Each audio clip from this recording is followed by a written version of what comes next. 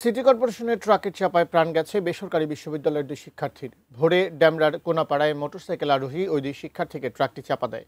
Police ঘাতক ট্রাকটিকে আটক করতে পারলেও চালক পালিয়ে গেছে।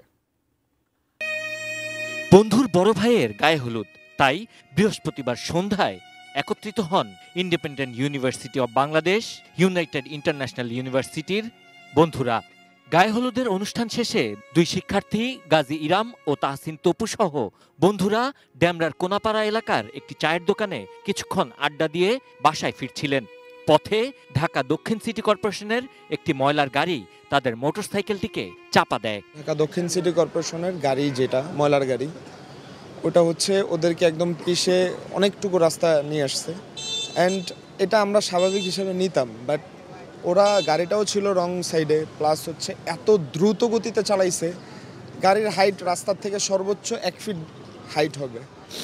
আমাদের বাইকটা পুরো মুখোমুখি এমনভাবে ঢুকছে, মানে ও পুরো বাইকটা হচ্ছে পুরোটাই ভিতরে চলে গেছে। এতে ঘটনাস্থলেই তাহসিন তপু প্রাণ হারান। আর ঢাকা মেডিকেল কলেজ হাসপাতালে নিয়ে আসার আধ ঘন্টার মধ্যেই চিকিৎসকরা ইরামকে মৃত ঘোষণা করেন। টানা তৃতীয়বার অর্জন করেছে দেশের সেরা সুপার ব্র্যান্ড স্বীকৃতি বসুন্ধরা টিস্যু। আমাদের একটি কথা সর্বশেষ, যে আমরা সকল বাংলাদেশের স্টুডেন্টদের পক্ষ থেকে আমরা এটার বিচারের দাবি চাই। একসাথে খাওয়া দাওয়া করছি, একসাথে আড্ডা দিলাম, কিন্তু এর মাঝে যে এরকম একটা ঘটনা ঘটে যাবে কখনো কল্পনা করিনি। ঘাতক ট্রাকটি আটক করেছে পুলিশ, তবে পালিয়ে গেছেন চালক ও হেলপার।